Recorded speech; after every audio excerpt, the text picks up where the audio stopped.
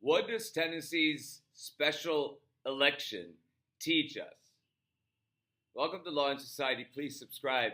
Let's briefly talk about what's happening.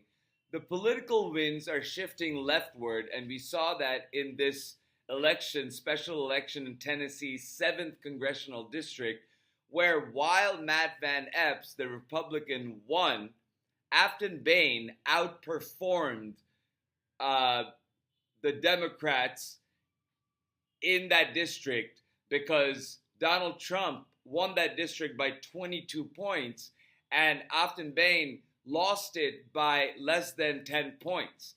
So that's a significant move leftward for the people of that district. Now, what does that say? It says that people are waking up. People are energized, even in these ruby red districts, to make this election this close. It's a sign that people are waking up to the reality that Donald Trump and MAGA Republicans who have control of the government right now has not delivered on their promises of affordability. And that's the basic promise that Donald Trump made during his campaign, and he has broken that promise. And he keeps discounting people's needs in the sense of saying that affordability is no longer an issue when it really is the primary issue that people are facing and are voting on.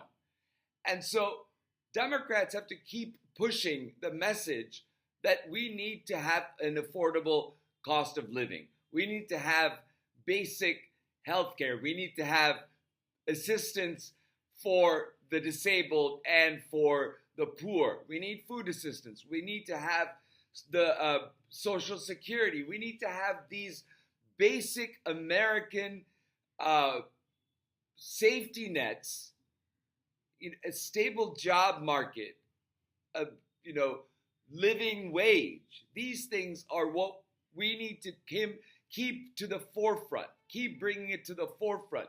And people are waking up because they are seeing their grocery bills go up. They are seeing that Donald Trump and MAGA has not fulfilled its promises. But keep in mind that Democrats need to keep pushing.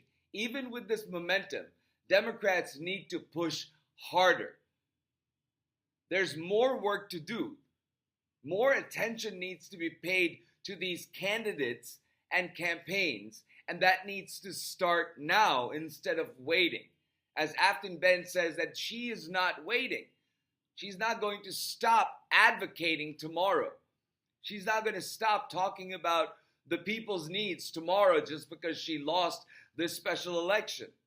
She's energized because she has closed the gap so much that Republicans really need to worry, because Republicans are paying attention to the fact that the people they elected are not working for them.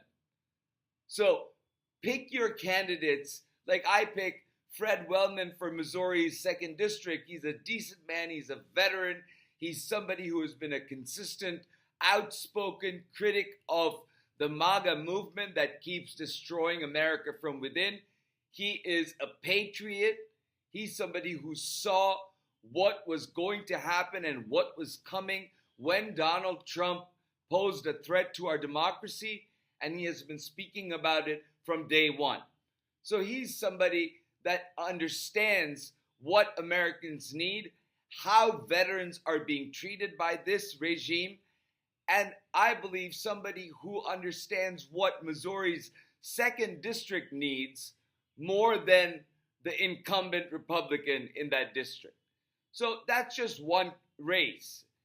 Pick any race that you see where Democrats have a chance, even in districts that Donald Trump won by 20 plus points.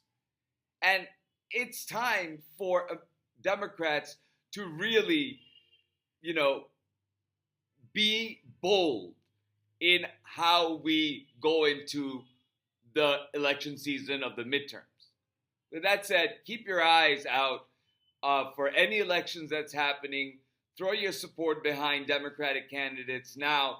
Share their posts, donate if you can afford it.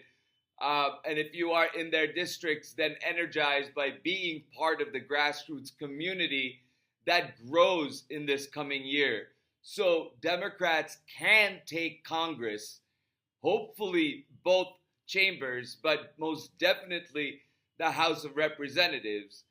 And then we can see some movement in Washington towards the needs of the American people instead of taking away from the American people based on the big bad bill that Donald Trump and MAGA passed this last year.